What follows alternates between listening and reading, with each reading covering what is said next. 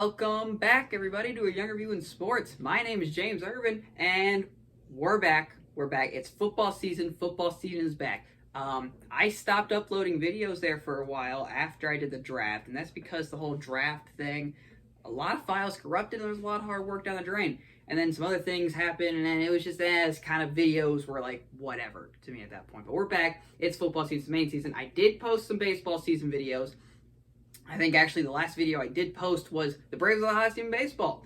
So it was when the Braves were on this incredible 14-game win streak they were chasing, and actually they're tied up with the Mets when this is being recorded. So college football week 1 is back. I'm going to try and do it a while. Like I know in the past I do the first couple weeks college football, I cover it really intensely. I don't start it again until college football playoff season comes around.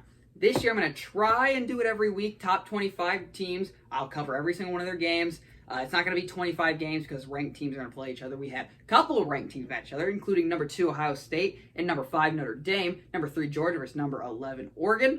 Another one, number 19, Arkansas, 23, Cincinnati. So, fun games this weekend. Let's get right into it. Starting off with the number 1 team in the nation, my favorite team, Alabama, Crimson Tide, Roll Tide, and it kicks off with Alabama versus Utah State. And Alabama won 55-0. Bryce Young had 5 touchdowns. Here's the thing. In college football, there are blowouts. You will see multiple times throughout this list, there's going to be blowouts. And I don't really think I need to spend time covering those games because it's 55-0. What more do you want me to talk about? You want me to get to the more interesting games. So when those things happen, it's going to be like, they got blown out. It is what it is. And then we'll get on to more games. And now there are games in here that were closer and were fun to talk about that have stats and stuff in it. So, but in games like Alabama versus Utah State, it's 55-0. Hopefully, you get the gist of that. But let's kick it off with number 2 Ohio State versus number 5 Notre Dame. A top 5 matchup already. Whoever wins this game can probably almost get a guaranteed bid into the college football playoffs if they win out. Especially Notre Dame, if they would have got this win. They did not. Ohio State had 3 sacks. They had a missed field goal. Ultimately, the offense found its groove. They got 14 in the second half and shut out Notre Dame in the second half. Notre Dame was up 10-7 in the first half. Had all the momentum going in. They got 0 points the entire second half. Travion Henderson, 15 carries, 91 yards. Mine Williams, 14 carries, 84 yards, and a touchdown. Notre Dame couldn't get the run game going. That was all she wrote. C.J. Stroud went 24-34, 223 yards, and 2 touchdowns to get the huge win against number 5 Notre Dame. Top 5 win, Ohio State. For me, I moved them down once because they did not look dominant as this next team, which is number 3 Georgia versus number 11 Oregon. And you're thinking, hey, here we go. College football season. Number 3 versus number 11. This is going to be a good afternoon game. Oregon's going to put up a fight. And then they lost 49-3. And Bo Nix isn't very good. So in a game where you think we hate, maybe we talk about this game a lot. There's nothing more to talk about besides Georgia good. The rest of you are bad. Oregon couldn't compete for a majority of this game. The final score was 49-3. They could have dropped easily 60 points on them. They stopped trying to score. Bo Nix isn't very good. I mean, are we tired? Can we stop with this Bo Nix experiment? Auburn fans like, he's good, he's good. No, he's not. He's not. So 49-3, big win for Georgia. Number 4, Clemson versus Georgia Tech. The game where this game is taking so long to be recording on Wednesday, But number 4, Clemson versus Georgia Tech, and Clemson blew about 41-10. Nothing really else to talk about there. Number 6, Texas A&M versus Sam Houston. And yes, we are going in order down the list 1 through 25. If your team wants to be talked about sooner on video, tell them to be ranked higher. Number 6, Texas A&M versus Sam Houston. Texas A&M blew about 31-0. Nothing more to. Actually, that game got delayed. That game wasn't ending until some of the afternoon games, but nothing to watch there. All right, number 7, Utah versus unranked Florida, and Anthony Richardson is that guy. I said it last year. You start Anthony Richardson against Alabama, you have a much better chance of winning. Anthony Richardson looked incredible against Utah. A number 7 ranked Utah went into the swamp and lost 26-29. Brent Kuithe had 9 receptions for 105 yards and a touchdown. Cameron Rising for Utah had 22 of 32, 216 yards, a touchdown, and a pick. Anthony Richardson was 17 of 24, 168 yards, no touchdown. But he really makes up for it in the run game. He had a sick play on a 2-point conversion. He looks smooth. Florida gets an insane upset win. Florida unranked going into the season. You're going against number 7 Utah, and they beat them by 3. I think Florida is much better than everyone thought. And honestly, the Pac-12 is looking kind of weak because their top 2 teams, now that USC and UCLA are officially leaving for the Big Ten, their top 2 teams just lost to an unranked, got crushed. Wasn't even a fight, and you were ranked inside the top 15, got crushed by Georgia. And then another top 10 ranked team lost to Florida. They couldn't stop Anthony Richardson. So Anthony Richardson, 17-24, 168 yards, no touchdown. Really made up for it in the run game, though, as he ran for over 100 yards and a couple touchdowns in there. As long as a huge, insane highlight on the 2-point conversion. Game. Anderson goes in motion. What a play by Richardson. A ball fake to keep it alive. And he's got a man alone in the back of the end zone in Jaquavion Fraziers. Are you kidding me? Number 8, Michigan versus Colorado State. Michigan dominates 51-7.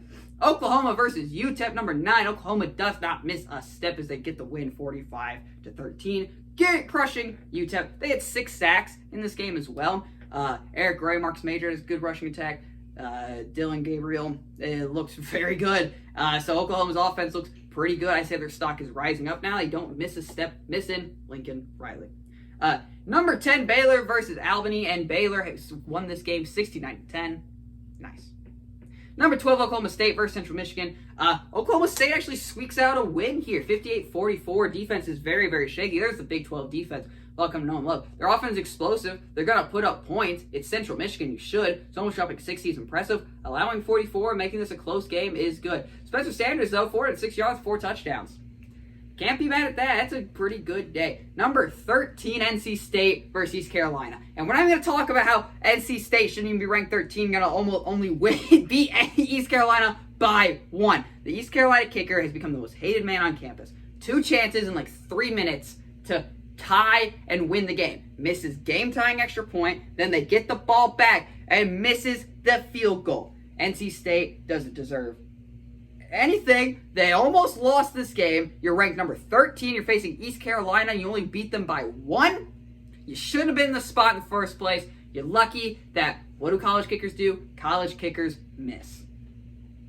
Number 14, USC versus Rice. Lincoln Riley's debut, and they win 66-14. And they looked better than any Pac-12 team that played today. I think USC has a very good chance of winning this conference in year 1 of Lincoln Riley. Imagine year 3, year 4 of Lincoln Riley. USC is going to be a serious contender in the next few years. And shoot, they might even be a serious contender for the college football playoff this year. The way Utah and Oregon looked, I don't trust any of the rest of these Pac-12 teams. Who's going to stop USC? USC looked incredible. It is Rice. Granted, it's Rice. So let's not go crazy, but they still looked better than any college football, any Pac-12 team that played on opening weekend. Number 15, Michigan State versus Western Michigan, and Michigan State picks up the win 35-13. Number 16, Miami versus Bethune-Cookman, and Miami drops 70. 70 points. Cristobal era starting off to an insane start. Number 17, Pitt versus West Virginia. The backyard brawl is back. And let me tell you what an insane game it was. Pitt hangs on 38-31. Where for Wheaton, 9 catches, 97 yards, 2 touchdowns. However, the one play this man needed to make, it tipped off his hands, and his incredible game gives the pick 6 to Pitt. Here's what happens. We're tied. Pitt is driving down the field. They score. We are tied. West Virginia has the ball. We're late in the 4th quarter. Tips off his hand, falls right into the defender, and it's a pick 6. So then you need West Virginia to drive all the way down the field, and he almost made the catch. Tips off the hands. He couldn't hold on to the incredible catch. Solvis had 300 yards. Hammond Jr. had 2 rushing touchdowns. West Virginia had 5 sacks, 3 for Pitt. And then that's what it done.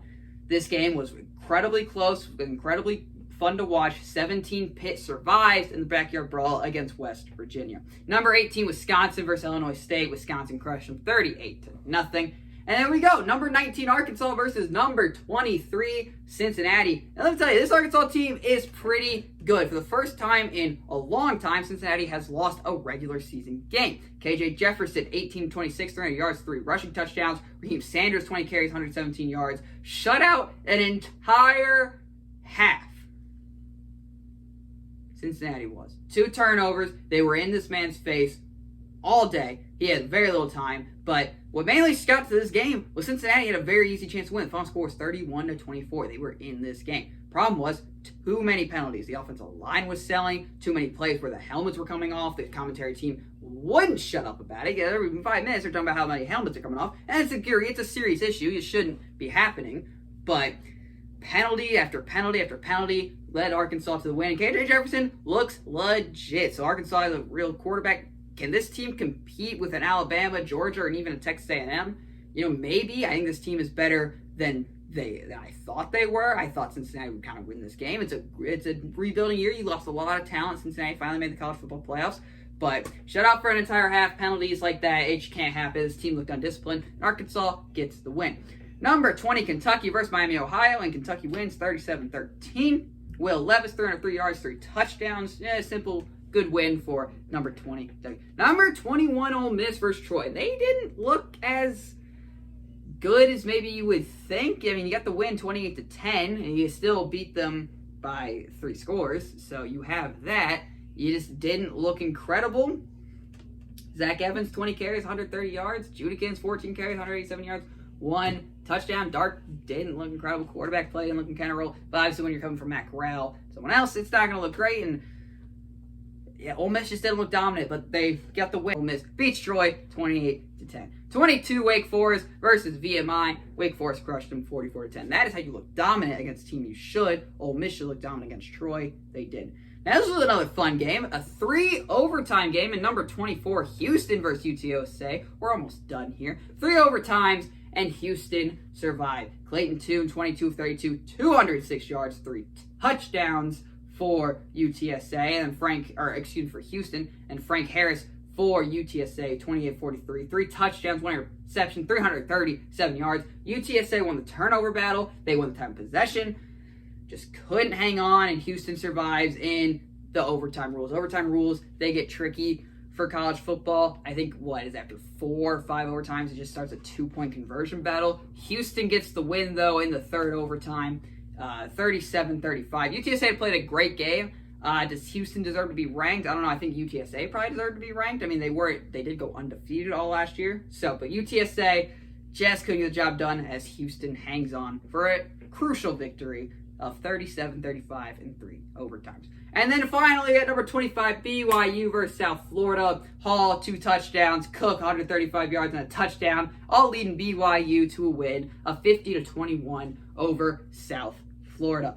So, at the end of these college football videos, I got to give my top 4. So my top 4 as of they stand right now. Number 1, Alabama. Number 2, Georgia. Number 3, Ohio State. Number 4, Clemson. That is my top 4. I think Alabama's the best team in football. I think Georgia should have been ranked 2 from the start. I thought they were better than Ohio State going in. They definitely proved it on the field Saturday. I think number 3 was Ohio State. You beat a top 5 team. That's more than anyone else can probably say they've done in the country. And then number 4 is Clemson for me still. They beat Georgia Tech 41-10. The offense looks shaky, but that defense is elite. That is a very good Clemson defense. I think the offense will get it going down the season. I think Clemson stays at 4. As of right now, I got Clemson as my 4th ranked team. Better than Michigan and better than Texas A&M, who actually people, it's Alabama 1, Georgia 2, Ohio State 3. We agree, but they put Michigan in.